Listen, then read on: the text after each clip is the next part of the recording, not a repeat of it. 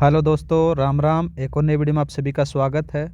तो साथियों, आज अपनी इस वीडियो में बात करेंगे भारतीय राज्य व्यवस्था के बारे में, जिसके अंदर से अपन चर्चा करेंगे आपके जो जमादार ग्रेड सेकंड में जो सिलेबस दे रखा है ना मेरे भाई, उसके बारे में अपन चर्चा करने वाले हैं। जो राजस्थान पॉलिटी है उसके लिए आपको अलग से क्लास मिल जाएगी मेरे भाई। तो स्टार्ट करते हैं आज अपन भारतीय राज्य व्यवस्था के बारे में एक शॉर्ट नोट्स के रूप में एकदम बढ़िया तरीके से अपन रिवीजन करने वाले हैं मेरे भाई। तो पहले चर्चा करते हैं कि अपन इस क्लास के अंदर से क्या क्या देखने वाले हैं। तो इस क्लास में अपन देखेंगे भारतीय संविधान की जो महत्वपूर्ण पहलू हैं उसको समझेंगे, साथ ही उसकी प्रमुख विशेषताएं देखेंगे, संविधान की उद्देशिका पर प्रस्तावना के बारे में अपन चर्चा करेंगे, और मौलिक अधिकार और राज्य के नीति निर्देशक तत्व है, और साथ ही अपन मूल कर्तव्यों के बारे में अपन चर्चा करेंगे। यही आपके सिलेबस में दिया गया है मेरे भाई।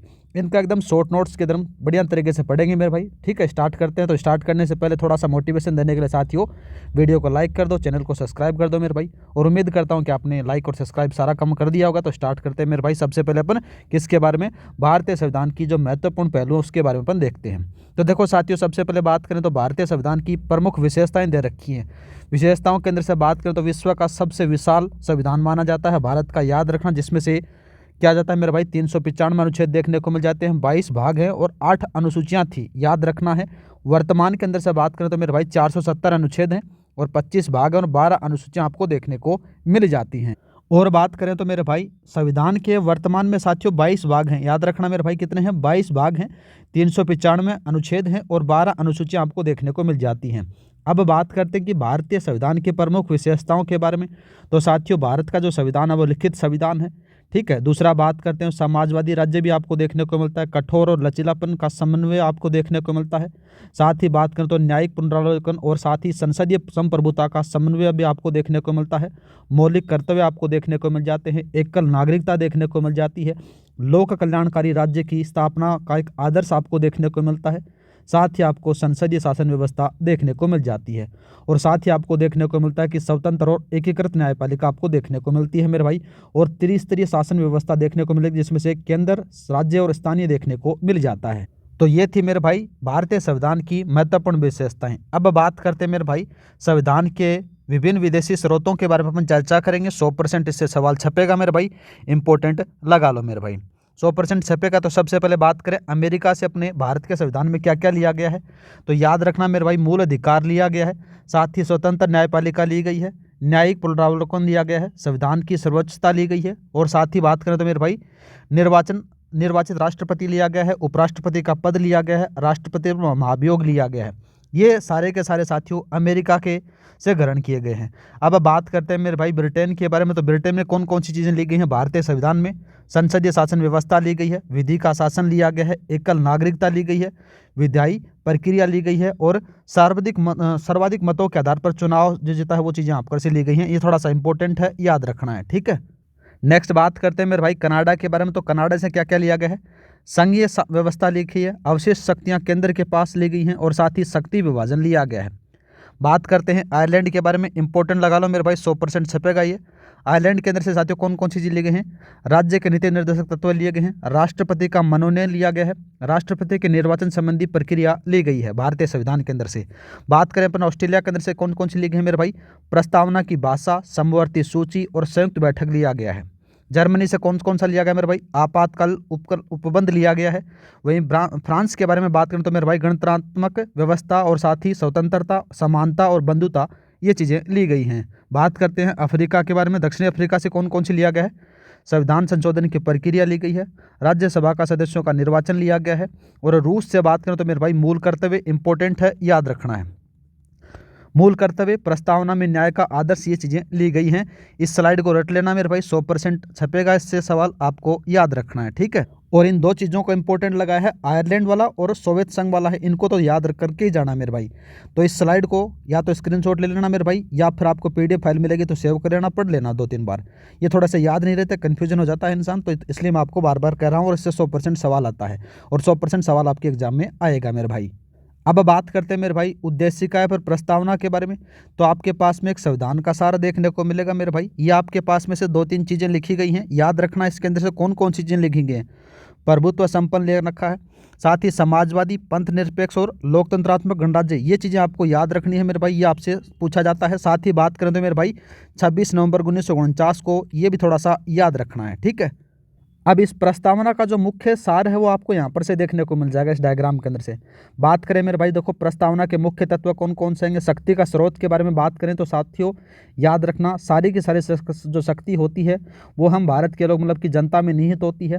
शासन के स्वरूप के अंदर से बात करें मेरे भाई, संपूर्ण प्रभुत्व संपन्न आ जाता है। साथ ही समाजवादी, पंथ निरपेक्ष, लोकतंत्रात्मक, गणराज्य, ये आपको याद रखना, ये शासन का स्वरूप आपको देखने को मिलता है। दूसरा बात करते हैं संविधान का उद्देश्य से बात करें तो मेरे भाई न्याय, स्वतंत्रता, समानता, बंधुता, व्यक्ति की गरिमा, एकता की अखंडता, राष्ट्र की एकता और अखंडता आपको देखने को मिल जाता है। साथ ही बात करें तो भारतीय संविधान को अंगीकृत की तिथि है, ये याद रखना है, इंपॉर्टेंट है, 100% छपेगा 26 नवंबर 1949 को आपको याद रखना है। इस चीज़ को भी पढ़कर चले जाओगे तो भी आपका कल्याण हो जाएगा मेरे भाई। एक तो ये वाली स्लाइड इंपॉर्टेंट है और साथ ही बात करें तो मेरे भाई ये वाली भी इंपॉर्टेंट लगा लो, ठीक है।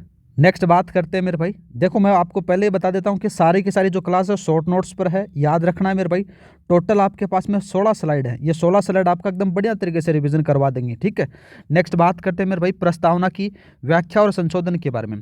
तो सबसे पहले बात करें मेरे भाई, प्रस्तावना से संबंधित वाद हैं उनके बारे में थोड़ा सा याद रखना है, जो ज़्यादा कोई खास है नहीं मेरे भाई। तो पहले देखते हैं अपन बेरोवादी संघवाद, जो 1960 में क्या कहा गया था कि सर्वोच्च न्यायालय ने कहा कि प्रस्तावना संविधान का भाग नहीं है, ये कहा गया था। दूसरा बात करते हैं मेरे भाई गोलकनाथ बनाम पंजाब राज्यवाद के बारे में बात करें तो 1967 कहा जाता है। साथियों प्रस्तावना संविधान का सारभूत भाग है और यह अपरिवर्तनशील है, ये भी थोड़ा सा याद रखना। दूसरा बात करते हैं केशवानंद भारती बनाम केरल राज्य के बारे में बात करें तो मेरे भाई सर्वोच्च न्यायालय ने अपने पूर्व निर्णय को पलट दिया और कहा कि साथियों प्रस्तावना है वो संविधान का एक हिस्सा है और इसमें संशोधन किया जा सकता है लेकिन मूल ढांचे में नहीं किया जा सकता है, ये याद रखना है।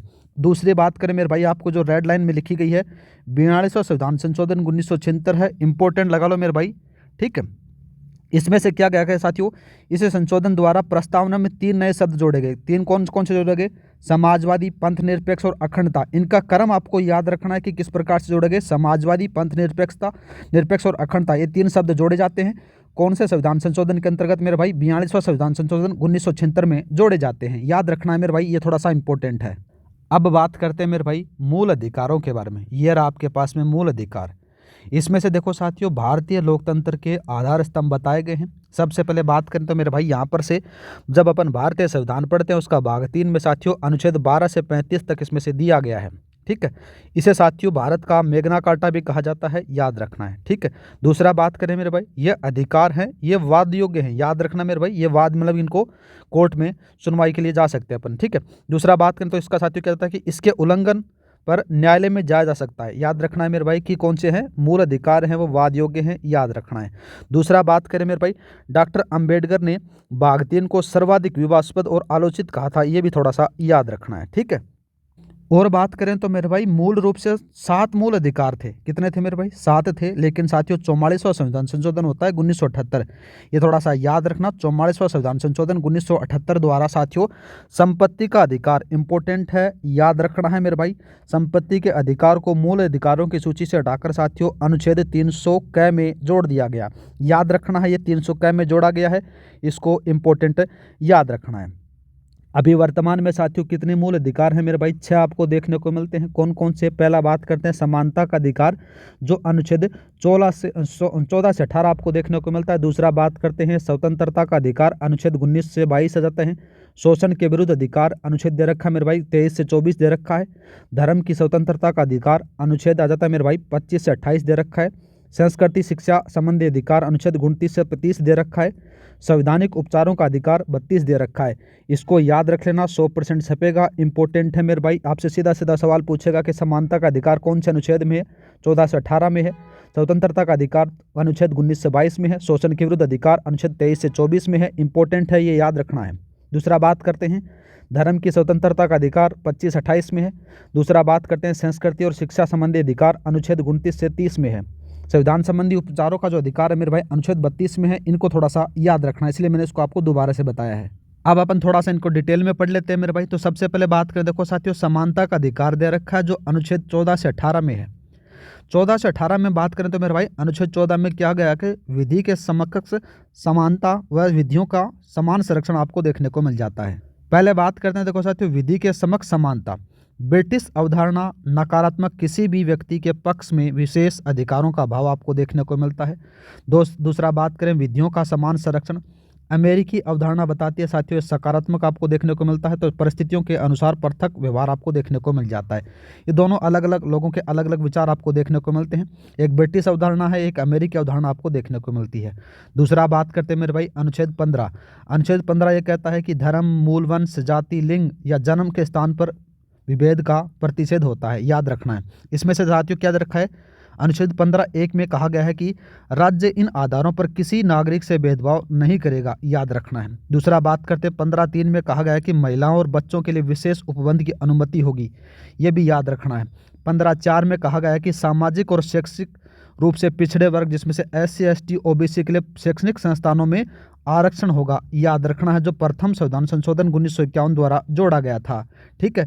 दूसरा बात करते हैं 15(6) ये कहता है कि आर्थिक रूप से कमजोर जो EWS के लिए साथियों 10% का आरक्षण है, जो 103वां संविधान संशोधन 2019 में जोड़ा गया था, ये थोड़ा सा याद रखना है। तो अनुच्छेद 14 हो गया, 15 हो गया, अब 16 पढ़ते हैं। 16 में क्या कहा गया मेरे भाई, 16 में कहा गया कि लोक नियोजन के विषय में अवसर की समानता बता रखी है। इसमें से ये कहा गया है कि मेरे भाई कि राज्य के अधीन किसी पद पर नियोजन के में सभी नागरिकों के लिए अवसर की समानता बताई गई है। ठीक है, ये थोड़ा सा याद रख। दूसरा एक अपवाद आपको देखने को मिलता है कि संसद निवास स्थान के आधार पर भेदभाव कर सकती है। पिछड़े वर्गों के लिए आरक्षण का प्रावधान आपको देखने को मिलता है। लेकिन आपको साथियों इंदिरा साहनी वाद याद होगा 1992 में, इसमें से साथियों आरक्षण 50% से अधिक नहीं हो सकता, ये याद रखना है। दूसरा बात करते हैं अनुच्छेद 17, इंपॉर्टेंट लगा लेना मेरे भाई, अस्पृश्यता का उन्मूलन। इसमें से यह कहा गया कि अस्पृश्यता किसी भी रूप से आचरण निषिद्ध है, याद रखना है, यह एक दंडनीय अपराध है। इसके लिए साथियों नागरिक अधिकार संरक्षण अधिनियम 1955 और अनुसूचित जाति अनुसूचित जनजाति अत्याचार निवारण अधिनियम 1989 बनाए गए थे, याद रखना है। दूसरा बात करते हैं मेरे भाई अनुच्छेद 18 में कहा गया है कि उपाधियों का अंत। इसमें से यह कहा गया कि राज्य, सेना और विद्या संबंधी सम्मान के सिवाय कोई भी उपाधि प्रदान नहीं करेगा, याद रखना है। भारत का कोई नागरिक किसी भी विदेश राज्य में कोई उपाधि स्वीकार नहीं करेगा, ये भी थोड़ा सा याद रखना है। नेक्स्ट बात करते हैं मेरे भाई स्वतंत्रता का अधिकार। स्वतंत्रता का अधिकार अनुच्छेद 19 में बताया गया है, वो अपन देखते हैं। इसमें एक कहा गया था मेरे भाई कि देखो वाक और अभिव्यक्ति की स्वतंत्रता होगी। दूसरा बात करें तो शांतिपूर्ण व निर्विवाद सम्मेलन आपको देखने को मिलता है। संगम और संघ बनाने की स्वतंत्रता आपको देखने को मिलती है मेरे भाई। दूसरा कोई वर्ती व्यापार कारोबार की आपको स्वतंत्रता देखने को मिलती है। भारत में सर्वत्र अबाध संचरण की स्वतंत्रता आपको देखने को मिलती है। भारत में निवास करने और बसने की स्वतंत्रता आपको यहाँ पर से देखने को मिल जाती है। लेकिन साथियों संपत्ति की स्वतंत्रता जो 19(1)(f) को साथियों 44वां संविधान संशोधन 1978 द्वारा हटा दिया गया था, ये याद रखना है। ठीक है। नेक्स्ट बात करें मेरे भाई, नेक्स्ट लिखा गया है कि ये स्वतंत्रताएं असीमित नहीं है। राज्य इन पर साथियों भारत की प्रभुत्ता, अखंडता, राज्य की सुरक्षा, लोक व्यवस्था, सदाचार आदि के हितों में उचित प्रबंध लगा सकती है, याद रखना है। जैसे अपने पास में एक छोटा सा बात करें तो मेरे भाई कि भारत में कहीं पर भी आप घूमने जा सकते हो। सपोज करो कहीं पर कर्फ्यू लगा हुआ है तो वहाँ पर से आप नहीं जा सकते, आपका जो स्वतंत्रता अधिकार है वहाँ पर से साथियों प्रतिबंध लग जाता है, थोड़ा सा याद रखना। ठीक है, तो इसलिए यहाँ पर से कहा गया कि साथियों की उचित प्रबंध लगा सकती है सरकार। ठीक है। नेक्स्ट बात करते हैं मेरे भाई, नेक्स्ट सवाल दे रखा कि अपराधों, जीवन और शिक्षा के अधिकारों का संरक्षण के बारे में अपने को बात करनी है। पहला बात करते हैं अनुच्छेद 20 कहता है कि अपराधों के लिए दोष सिद्धि के संबंध में कहा गया है। इसमें से कहा गया है साथियों कि अनुच्छेद 20(1) में कहा गया कि कोई पूर्व पद प्रधान कानून नहीं होगा, याद रखना है। ठीक है। दूसरा बात करें 20(2) में कहा गया कि मेरे भाई कि दोहरे दंड से संरक्षण, मतलब कि साथियों एक बार सजा मिल गई ना तो दोबारा से आपको सजा नहीं मिल सकती है उसी काम के लिए। सपोज करो आपने चोरी की, ठीक है, चोरी करने के बाद में साथियों आपको एक बार सजा मिल गई और उसी चोरी के साथ में आपको अगर दोबारा सजा नहीं दी जा सकती है, मतलब कि दोहरा दंड नहीं दिया जा सकता। दूसरा बात करते हैं मेरे भाई 20(3) में कहा गया कि स्व अभिशंसन से संरक्षण आपको देखने को मिल जाता है। दूसरा बात करते हैं मेरे भाई अनुच्छेद 20(21) कहता है कि प्राण और दैहिक स्वतंत्रता का संरक्षण आपको देखने को मिलता है। इसमें से कहा गया कि साथियों किसी व्यक्ति को उसके प्राण और दैहिक स्वतंत्रता से विधि द्वारा स्थापित प्रक्रिया के अनुसार ही वंचित किया जाएगा, अन्यथा नहीं, याद रखना। दूसरा बात करें नेक्स्ट बात करें मेरे भाई कि मेनका गांधीवाद 1978 के बाद में इसकी व्यापक व्याख्या की गई, जिसमें से कई अधिकार शामिल थे, जिसमें से निजता का अधिकार, आश्रय का अधिकार, विदेश यात्रा का अधिकार आपको देखने को मिल जाते हैं। इंपॉर्टेंट बात करते हैं मेरे भाई, याद रखना इसको। अनुच्छेद 21 क में कहा गया है कि निःशुल्क शिक्षा का अधिकार कहा गया है। 86वां संविधान संशोधन 2002 के द्वारा जोड़ा गया था, जिसमें से कहा गया था कि 6 से 14 वर्ष तक के बालकों की आयु के सभी बालकों को साथियों निःशुल्क और अनिवार्य शिक्षा प्रदान करेगा। याद रखना है, 100% छपेगा, इंपॉर्टेंट है लाला, ठीक है। नेक्स्ट बात करते हैं मेरे भाई। नेक्स्ट सवाल दे रखा कि गिरफ्तारी से संरक्षण और शोषण के विरुद्ध अधिकार कहा गया है। पहला बात करते हैं कि अनुच्छेद 22 में कहा गया है कि मेरे भाई कि कुछ दशाओं में गिरफ्तारी और निरोध से संरक्षण आपको देखने को मिलता है।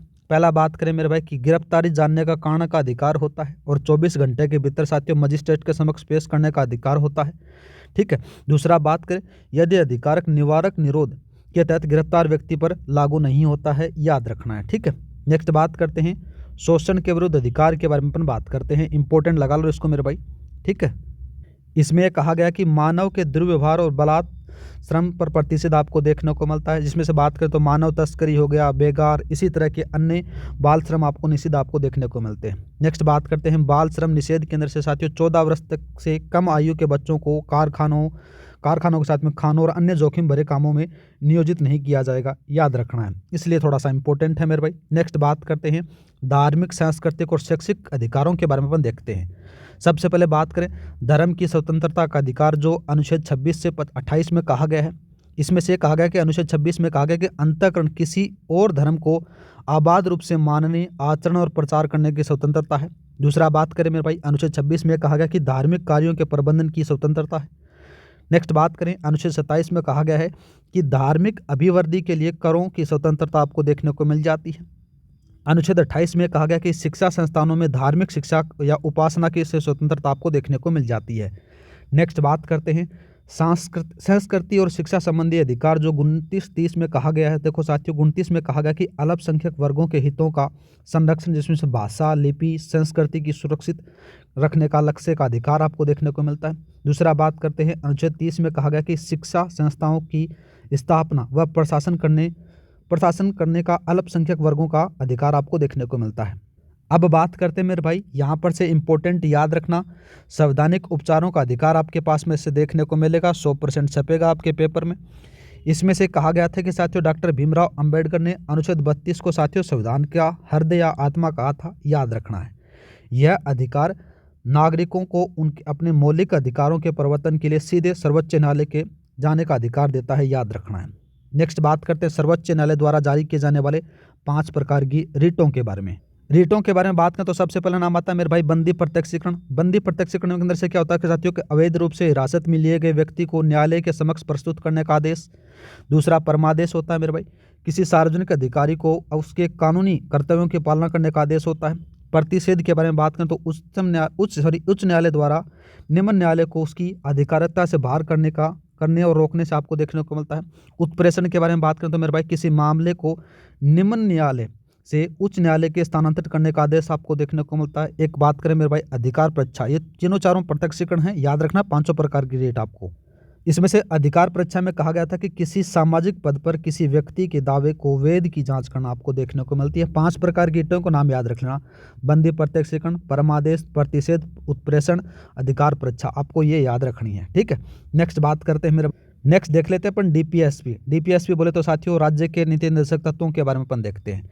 इसका जो बात करें तो मेरे भाई भारत के संविधान में भाग 4 में कहा गया है, अनुच्छेद 36 से 51 आपको देखने को मिलता है। कहाँ से लिए गए? आयरलैंड से लिए गए, इंपॉर्टेंट है, याद रखना है। इनका उद्देश्य साथियों भारत में सामाजिक और आर्थिक लोकतंत्र की स्थापना करना है। ये न्यायालय द्वारा परिवर्तनीय है, लेकिन साथियों देश के शासन में मूलभूत आपको देखने को मिलता है। अब बात करते हैं प्रमुख नीति निर्देशक तत्वों के बारे में। अनुच्छेद 39A कहता है कि समान न्याय और निःशुल्क विधिक सहायता आपको देखने को मिलेगी। अनुच्छेद 40 कहता है कि ग्राम पंचायतों का संगठन आपको देखने को मिलता है। दूसरा बात करें अनुच्छेद 44 में कहा गया कि नागरिकों के लिए एक समान सिविल संहिता मतलब कि यूसीसी कोड आपको याद रखना, जब ये हाल ही के अंदर से लगाया गया है। जो उत्तराखंड नहीं लगाया क्या मेरे भाई, यूसीसी वही पहला राज्य आपको याद रखना है। दूसरा बात करते हैं अनुच्छेद 45 कहता है कि 6 वर्ष से कम आयु के बालकों के लिए प्रारंभिक बाल्यावस्था देखरेख और शिक्षा का उपबंध आपको देखने को मिलता है। दूसरा बात करें मेरे भाई, अनुच्छेद 51 कहता है कि अंतर्राष्ट्रीय शांति और सुरक्षा की अभिवृद्धि देता है। ठीक है, तो ये याद रखना मेरे भाई, राज्य के नीति निर्देशक तत्व थे। अब बात करते हैं किसके बारे में, मूल कर्तव्यों के बारे में। मूल कर्तव्यों का बखान कहाँ पर किया गया है, अनुच्छेद 51 क में कहा गया है। इसके बारे में बात करें तो मेरे भाई ये मूल संविधान में शामिल नहीं थे, याद रखना है। स्वर्ण सिंह समिति की सिफारिश पर साथियों 42वां संविधान संशोधन होता है, 1976 में इसको जोड़ा गया था। संविधान के भाग 4 क में याद रखना, जो 51 क में वर्णित है ये याद रखना है। ठीक है, दूसरा बात करें, ये भी डीपीएसपी की तरह साथियों गैर न्यायिक हैं, याद रखना है। दूसरा बात करें मेरे भाई, कुल इनकी संख्या कितनी है, 11 मूल कर्तव्य आपको देखने को मिलता है।